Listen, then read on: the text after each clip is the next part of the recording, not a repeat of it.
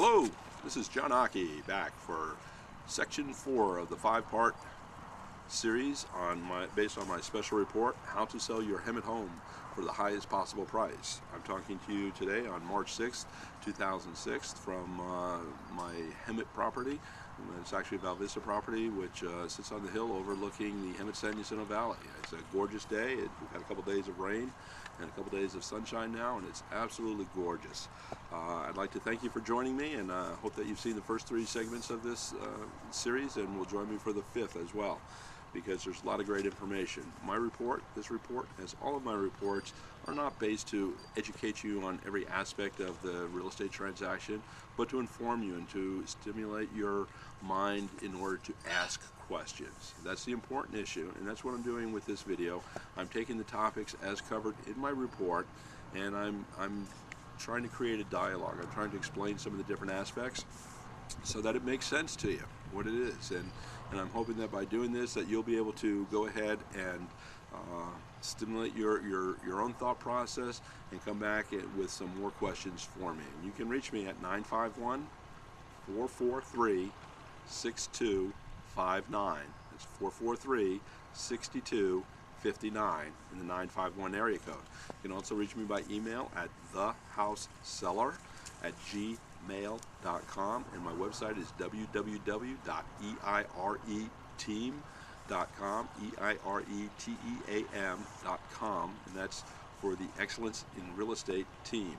So without any further ado, let me just go ahead and jump into the next 2 topics that I've selected. I've taken them a little bit out of order again, and what we're going to talk about is topic number 7 and topic number 9, for sale by owner and know your market.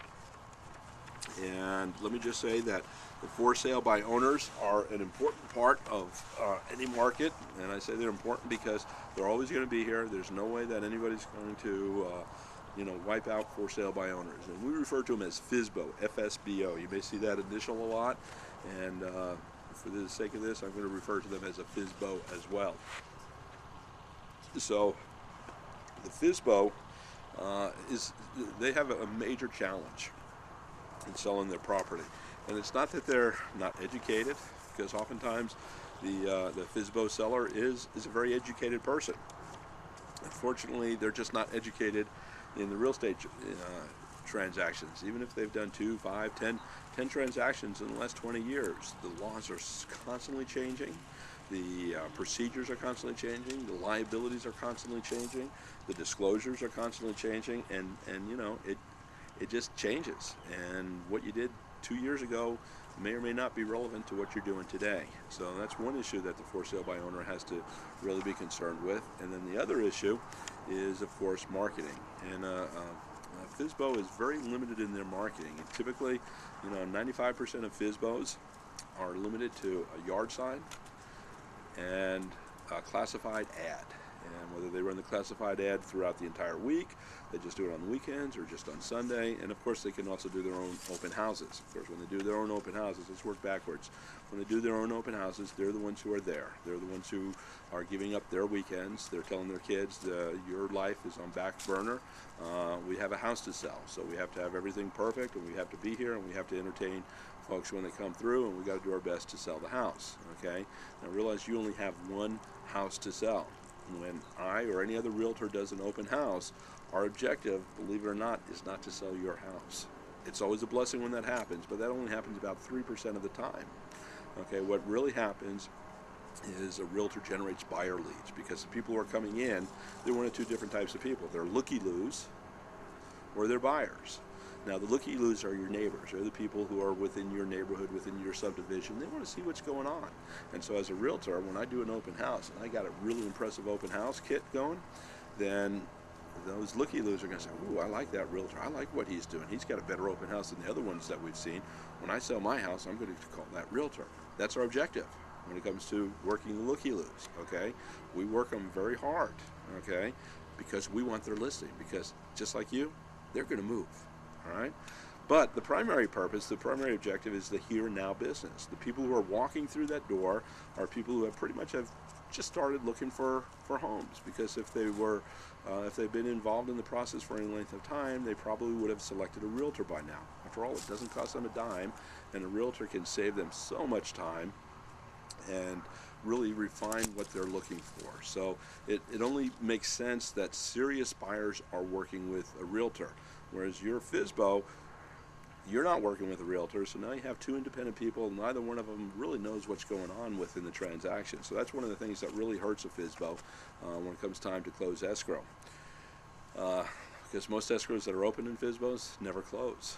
Okay, I won't say most, but it's certainly a very large percentage of them. Then working backwards, we were talking about your yard signs. Okay, the yard sign is a great tool. Again, when people drive by, there's a phone number. They call the phone number, and the agent answers. And just like the open house, if they're not looking at that home, if that doesn't suit their needs, they're in the early stages of the buying process, and that agent's job is to convert them into a buyer for that particular agent. That's why your listing helps that agent sell, on average, about 3 to 4 other homes.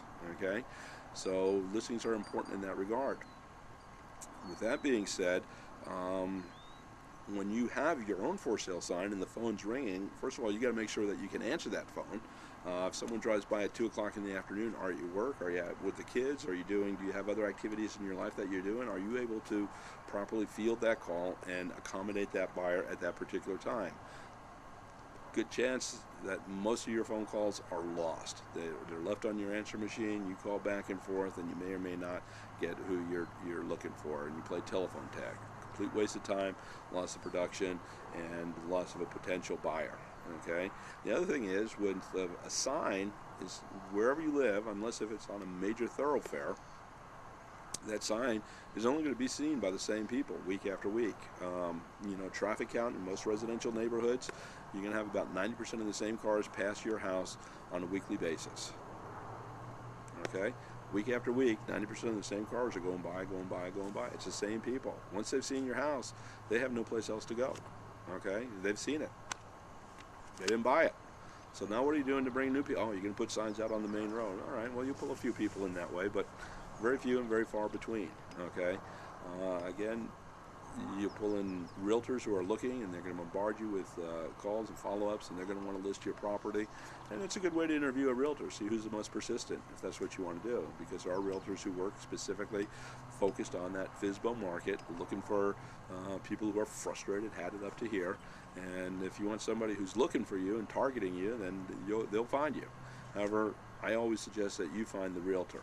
Okay, you find someone who's got the credibility, someone who knows your neighborhood, someone who has the expertise. But let's not talk about that right now. Let's continue with the marketing that a FSBO has, and that has to do with advertising. Advertising, again, same agenda for the realtor. We put advertising out there. I put my magazine ads out there to make my phone ring. It's very rare that I actually sell the property that's in the ad. It happens. Okay, don't get me wrong. It's important to have your home advertised, but the main focus of that is to generate phone calls for the realtor.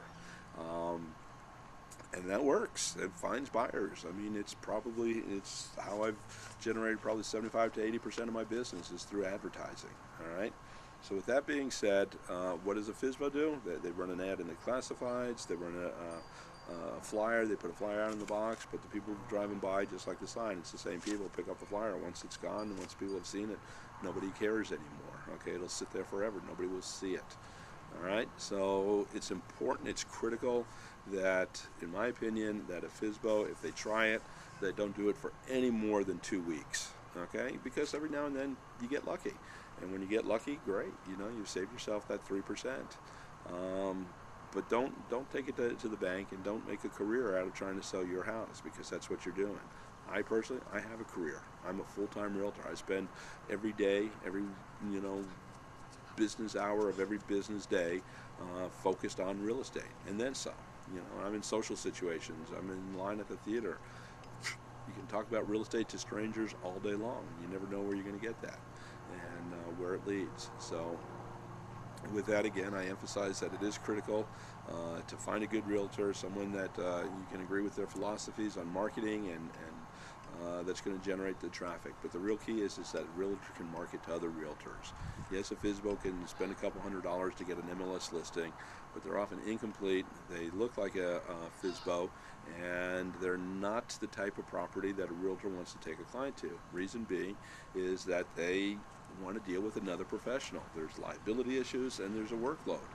And oftentimes, if a agent brings a buyer to a FSBO, that agent ends up doing the workload for the FSBO as well without compensation, and as a result, is doing twice the work for only half the pay.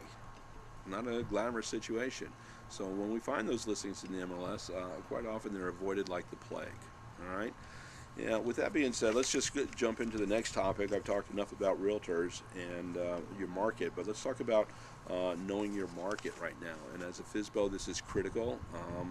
You need to know, these are the issues that you need to be aware of in pricing your home, and not only pricing your home, but making sure that the home is properly priced throughout the entire sale process. Because again, if you remember from an earlier segment, we talked about the average time on the market today. It's probably about, it's getting close to 90 days. 2 years ago it might have been 2 weeks. A year ago it might have been 30 to 45 days, and it's getting much closer to 90 days right now. We have more and more inventory coming on the market and less coming off. And that's the problem that we have. So you need to know what's on the market at any given time. You should probably refresh yourself weekly on this. You should know how many different prices, how many different homes match your basic criteria, which would be lot size, square footage, bedrooms, baths, number of garages, and then do a plus or minus of maybe about 10% on those numbers, and know what's available within the scope of the perimeters of your property. What is it that your property has? You have a family room, then include family rooms, okay? So you need to know this, all the homes, and depending on your market, but typically 3 to 5 miles, maybe 10 within a 10-mile radius of your particular home. Then the other piece of information that you need to study constantly is the pricing. If your home is listed at, say, $429, then you need to know, first of all, you figure out 5% above, 5% below. So $429, that'd be 43, that'd be like about $22,000 in either direction. So if we say $429, add another $20,000, so that's like $450. So say between $400,000 and $450,000, roughly 5% in either direction of your market price. So you look at all the homes that are available, every home that's available from $399.9 to $349.9, okay? And you figure out what's out there. You should become familiar with it. You don't necessarily have to go to every house and see the inside of every house, but you should know by the pictures that are available on the MLS. You should know who does have the granite, how many of them have granite countertops, how many of them have swimming pools, how many of them have crown molding, how many of them have the 20-inch tile, how many of them, how many. And you got to know that. You've got to know your market. So put yourself in the eyes of the buyer. If you're a buyer and you're qualified, you've got that blank check for $429,000 that you can go out and buy a house with, then why are they going to select your house and not one of the other 100 houses that are available in that same price range? You need to ask yourself that. You need to be aware of that, okay? And so that's what I mean by knowing your market, because your market is constantly changing. Market 2 years ago is not the market that it was a year ago, and it certainly isn't the market that we're seeing in the spring of 2006. I'm not a doomsdayer. I'm not saying the market's crashing. I'm saying it's a different market. It's more of a balanced market. We're not going to see the increases that we've become spoiled with for the last 5 years. Okay, this is a normal market. This is, think back to the 90s, and, this is the way it was. Think back to the 80s, the 70s, if you can think back that far. Look at other places in the country where real estate hasn't had the problems or hasn't had the dramatic increases that we have. This is a normal market. Normal market is described as increase in value and equity based on somewhere between 3 to 6% on a year. So, that $400,000, if it increases by 3% this year and next year is only worth 412%, that's pretty normal. Get used to it. That's what we're going to see for a while, okay, in my opinion. I'm not an economist, but I do watch the market. I am familiar with it, as your realtor should be. So if you have any questions, go ahead and contact me, John Occhi. Ask for my special report, How to Sell Your Hemet Home at the Highest Possible Price. It will be available to you. You can email me at thehouseseller.com or go to my website, www.eireteam.com. And please ask questions. That's what it's all about. It's about educating you, the consumer, from me, the professional, in order to help achieve 3 goals. We want to be able to sell your house for the highest possible price. We want to be able to sell it in the least amount of time. And most important, well, not necessarily most important, but I like to think this is the most important. This is where my service comes in. We like to do it with the least amount of inconvenience to you as a consumer, okay, as our customer, our client. You're all of the above. You're important to us. You're what makes our business, okay? So get in touch, ask for a copy of the report, and come back again for segment 5 of the 5th part series. We're going to go ahead and wrap that up, and until then, you take care of you and yours, and make sure that every day is a great day. Okay, God bless you all.